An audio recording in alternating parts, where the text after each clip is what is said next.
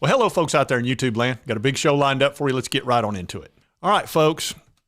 Here are two guys. These guys were absolute athletic freaks. They can do about anything you'd ever want them to do on a football field, and both of them went undrafted. And that shouldn't have been the case at all. One of these guys probably should have been a first or second rounder, and the other guy being Jeremy Banks should have probably been third, fourth, fifth round. I mean, they're just as athletically gifted as you could possibly be. But unfortunately, because of personal decisions and things along those lines, they didn't even get drafted. Okay, that's kind of shocking, but let's take a look at these two guys. We'll start with Brenton Cox out of Florida, 6'4", 245 pounds. As you can see, he was a five-star recruit. He originally committed to Georgia. He wound up at Florida, top 25 player in the country. And I'm telling you, every team in the country tried to get this guy. I mean, every single one of them. And he wound up at Florida, and look, I remember him well coming off the edge, and he worried me every time. He would go after our quarterbacks like a crazy person. I'm telling you, he was a problem. But a lot of times he would overshoot the gap. He was so concentrated on getting a sack that Hendon Hooker or, really any quarterback could cut underneath him, split the defense, and all of a sudden they've got 10 or 15 yards. And his over pursuit became a problem. He was too aggressive. And let's take a look at some of his stats. As you can see here in 2021, he had 8 sacks, 14.5 tackles for loss. So he was a nightmare to deal with at Florida, especially in 2021. He really caused havoc.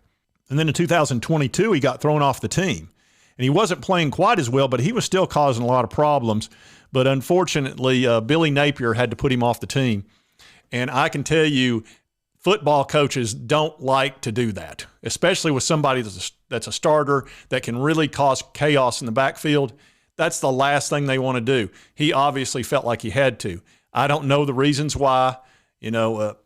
Only Billy Napier and I guess Brenton Cox and probably a handful of others know why, but he felt the need to put him off the team. So there's a guy that should have been drafted that did not, and it's because getting thrown off the team. Look, these NFL executives, they know what that means. When you get thrown off a college football team and you're a really good player, they know those coaches hate to do that. It's the last thing they want to do. They just, whatever happened, he just couldn't tolerate it anymore, and that was Napier.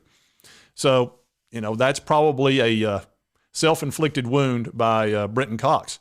Now, I think he still can make it in the NFL because the NFL is a business, and if you can help a team, they will give you an opportunity, but they're only going to give you so many.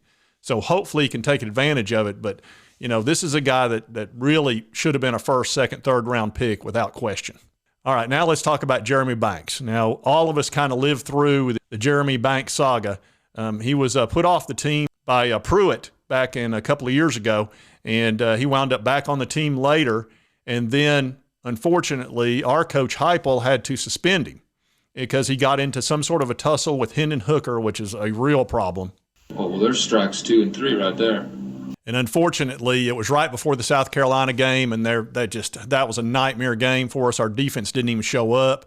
There was talk of dissension amongst the defense because some players thought he should be there, some shouldn't, some thought he shouldn't.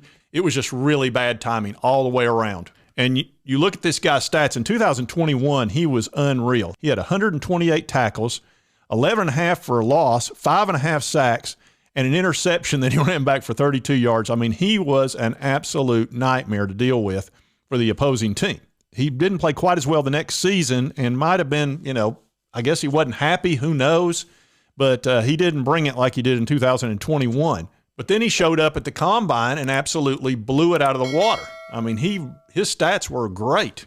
And you can see right here, he ran the 40-yard dash in 4.53, which for his size, this guy's 6'1", 232 pounds, and ran a 4.540.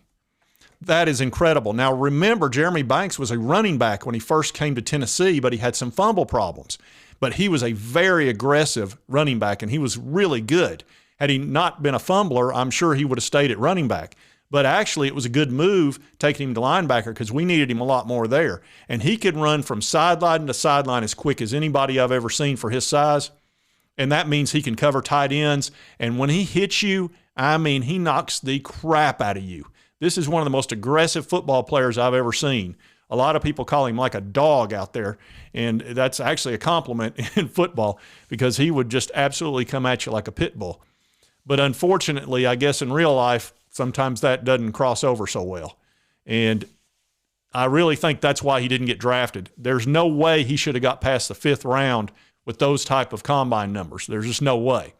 But being suspended, and he'd already been thrown off the team once before, that creates a problem in the NFL because there are plenty of guys that are very talented. Maybe they're not as talented as he is, but maybe they can get along a little better with folks. I don't know. I don't know all the background of these two guys. I just know that, it's unfortunate that they did not take advantage of the gifts that they were given. Now, does that mean they can't come back and have a good NFL career? Absolutely not. They absolutely can, because the NFL is going to give you an opportunity if you can help them. But again, they're only going to put up with so much. And by the way, Brenton Cox Jr. has been signed as a free agent by the Packers, so he will have an opportunity to have an NFL career. Hopefully it works out for him. He really flashed in college. It's just a matter of whether or not he can keep it together in the NFL, but he's definitely got the physical skills to do it. And also, Jeremy Banks got signed by the Tampa Bay Bucks as an undrafted free agent, so he'll have an opportunity to have an NFL career as well. We'll just kind of watch and see how that goes. Again, both these guys, they can do it if they'll just get their mind right and stay focused on football. I think they'll be okay, but we'll see. So anyway, I did want to cover this. I thought these are very interesting stories, and it's a couple of guys I'm going to kind of keep track of. I hope for the best for them, but, I guess we'll see.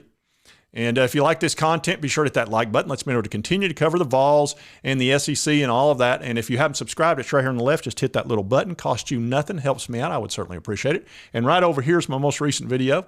And we'll see you next time on Sports Talk Jay.